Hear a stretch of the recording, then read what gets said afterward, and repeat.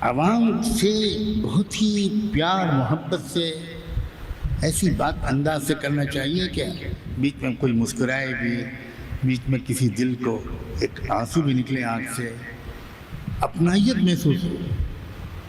یہ بہت بالا مقام پر چوتھے پانچویں آسمان سے خطاب کرنے کا انداز آپ لوگ اختیار نہ کریں، بالکل۔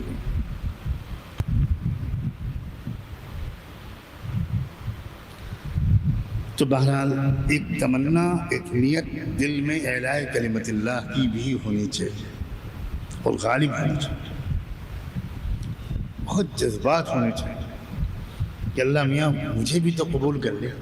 یہ کروڑوں دنیا کے غریب لوگ پریشان ہیں، اللہ کب وہ سسٹم آ جائے گا دنیا میں جس میں سب کو راحت اور انصاف مل جائے گا، مسلمانوں کی حکومت بن جائے، یہ ہرگز ہماری تمنا نہیں ہونی چاہیے۔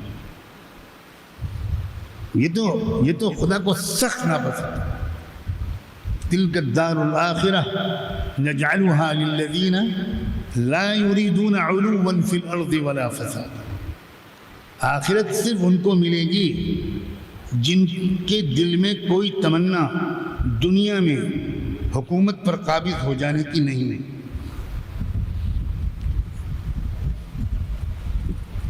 اللہ کے کلمے کو بلند کرنے کی تمنا کا مطلب یہ نہیں ہے کہ ہماری حکومت آ جائے، یہ بہت اہم قابل اصلاح پہلو ہے، اور اتنے مفاہیم بدل گئے ہیں کہ اگر یہ تشریح ہندی کی چندی جسے کہتے ہیں میں نہ کروں اور صرف اعلاء کلمت اللہ بولوں، بتائیے آپ کے ذہن میں کیا مفہوم آتا ہے؟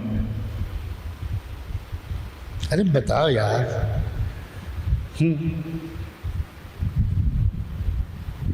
حکومت سب کے ذہن میں یہ آتا ہے نا، کتنی غلط بات ہے۔ اسی لیے بات کو صحیح مفہوم کے ساتھ پہنچانا یہ وہ فن ہے کہ لوگوں مجھ سے سیکھ، مجبوراً کہہ رہا ہوں۔ الفاظ کا استعمال ایک شخص بھی صحیح طور پر نہیں کر پا رہا ہے، بالکل نہیں کر پا رہا ہے، اس لیے کہ آپ کے ذہن میں جو 15 20 سال 25 30 سال کا جو پرانا آپ سب پڑھا ہے نا، اس کو نکالنا پڑے گا، اس کو مٹانا پڑے گا۔ حکومت پر قبضہ کرنا، تختہ الٹنا، اس کا تو اسلام سے کوئی تعلق ہی نہیں ہے۔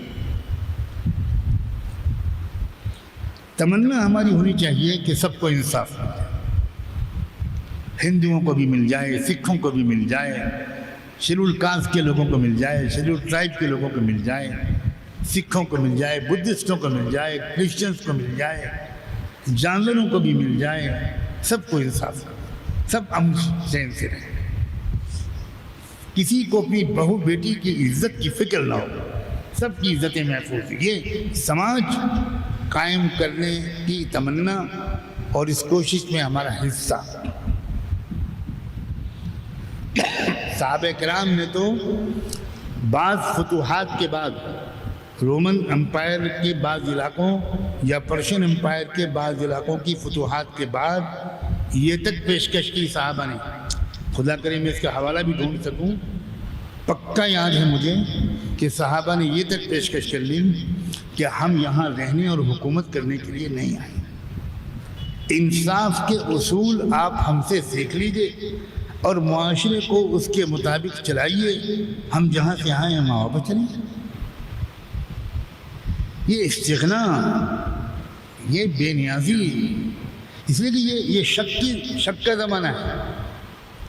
کون سی سیاسی تحریک سماج کے مخلصانہ اصلاح کے لیے چل رہی؟ آپ بھی جب وہی زبان بولیں گے، اسلامی انقلاب، حکومت الہیہ، تو آپ بتائیے آپ کیا میسیج کنوے کریں گے؟ وہ بھی وہی سمجھیں گے کہ بھائی یہ بھی ایک اپوزیشن پارٹی ہے، یہ بھی تخت و تاج پر قابض ہونا چاہتی ہے۔ تو ہمیں تو الفاظ بہت سوچ سمجھ کر بولنے چاہیے۔ سلام ہو ربیع بن عامر پر ان سے زیادہ بہتر الفاظ کا انتخاب کیا ہی نہیں جا سکتا۔ ہم تو اس لیے آئے ہیں کہ انسانوں کی غلامی سے چھٹکارا دلا کر انسانوں کو رب کا غلام بنا، اور رب کے قائل سب ہیں۔ اور ہم تو اس لیے آئے ہیں کہ ظلم سے چھٹکارا دلا دیں، انصاف قائم کریں، سب کو انصاف دیں، غریبوں کو، مزدوروں کو، سب کو، امیروں کو، سب کو ملے۔ ہم تو اس لیے آئے ہیں، ہم اس لیے آئے نہیں ہیں کہ یہاں آپ انقلاب برپا کر دیں اور خود قابض ہو جائیں، بالکل نہیں۔ اسی لیے جب ذرا سبق کچا ہو گیا، کچھ عرصہ گزر گیا، تو یہ اتنی باریک بات ہے کہ یہ بار بار یاد دلائے بغیر نئی نسل کی سمجھ میں نہیں آ سکتی۔ جو نئے لوگ اسلام میں داخل ہوتے گئے لاکھوں کروڑوں، ان کا ذہن اتنی باریک بات کو نہیں سمجھ پاتا تھا۔ تو وہ کسی علاقے میں جب بھیجے جاتے تھے تو وہ جا کے وہاں انقلاب برپا کرتے تھے، تخت پر قابض ہو جاتے تھے، حکومت ہاتھ میں لے لیتے تھے۔ عمر ابن عبدالعزیز آئے تو ان کو یہ محسوس ہوا، تو انہوں نے تمام علاقے کے گورنروں کو بلایا اور تمام فوجوں کے سپہ سالاروں کو بلایا اور کہا خبردار، آپ اپنا ذہن ٹھیک کریں، ہم آپ کو جو بھیجتے ہیں وہ کسی علاقے پر قابض ہونے کے لیے نہیں بھیجتے۔ اور اس وقت انہوں نے ایک فرمان جاری کیا اور ایک عجیب جملہ کہا، وَيْحَكْ إِنَّ مُحَمَّدًا صلی اللہ علیہ وآلہ وسلم إِنَّمَا بُعِثَ هَادِيًا وَلَمْ يُبْعَثْ جَابِيًا۔ الجبایہ الہدایہ، جبایہ کہتے ہیں ٹیکس وصول کرنے کو۔ تو انہوں نے کہا کہ اللہ کے رسول لوگوں سے ٹیکس وصول کرنے کے لیے نہیں بھیجے گئے تھے، اللہ کے رسول لوگوں کو زندگی کی صحیح راہ دکھانے کے لیے بھیجے گئے تھے۔ بھائی یہ تم کیا کر رہے ہو؟ کیونکہ وہاں لوگوں کے درمیان یہ تبصرے شروع ہوئے تھے کہ عمر ابن عبدالعزیز کی جب سے ہاتھ میں خلافت آئی ہے بیت المال کی آمدنی کم ہو گئی ہے، یہ ان کو محسوس ہوتا تھا۔ تو ان کو لگتا تھا کہ ہماری کارکردگی کم ہو گئی، ہم سے جواب طلب کر لیا جائے گا کہ بھئی تم سے پہلے تک یا مجھ سے پہلے تک تو سرکاری خزانے میں اتنا ٹیکس آتا تھا، اب جب سے میں آیا ہوں ٹیکس کا آنا کم ہو گیا، تو اس کا مطلب ہے تم لوگ کام چوری کر رہے ہو۔ تو لوگ ڈر کے مارے آپس میں باتیں کرتے تھے۔ انہوں نے کہا کہ نہ، بالکل نہیں، ایک پیسہ ٹیکس نہ آئے لیکن قوموں کو انصاف اور ہدایت مل جائے، ہم 100% کامیاب ہیں۔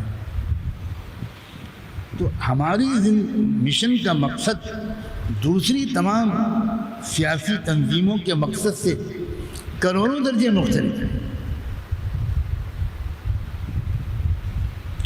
تو یہ بھی نیت کے دائرے میں آتا ہے، اس لیے میں نے اس کو بیان میں جوڑا ہے۔ اندر یہ جذبات رکھو کہ اللہ کسی طرح ہم سے بالواسطہ یا بلا واسطہ سسٹم کے بدلنے کا کام لے، جو ظالمانہ سسٹم پوری دنیا میں چل رہا ہے اس کے بدلنے کا کام لے لیجیے، اور ہر آدمی اس میں کہیں نہ کہیں اس کا حصہ ہو سکتا ہے۔ بالکل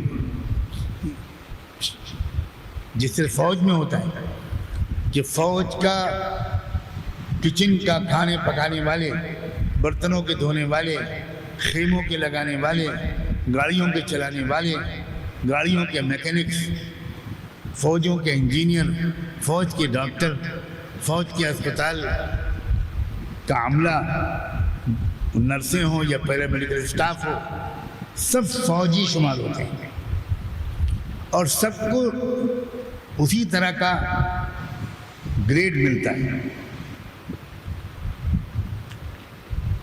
لیفٹیننٹ بنتے ہیں، لیفٹیننٹ کرنل بنتے ہیں، بریگیڈیئر بنتے ہیں، کیپٹن بنتے ہیں، آگے کرنل بنتے ہیں، میجر جنرل بنتے ہیں، جنرل بنتے ہیں۔ یہ حالانکہ وہ کچھ بھی نہیں ہے، وہ تو ڈرائیور ہے، اس نے کبھی گولی نہیں چلائی لیکن اس کو رینک نہیں تھا. تو جب دنیا کی فوج میں یہ برتاؤ ہے تو کیا اللہ تعالیٰ محروم کر دے؟ سوال ہی بات. ہر شخص کی نیت ہونی چاہیے, ہر شخص کے جذبات ہونے چاہیے. حضرت مولانا الیاس رحمۃ اللہ علیہ کو ان کے جو خادری اور معذوری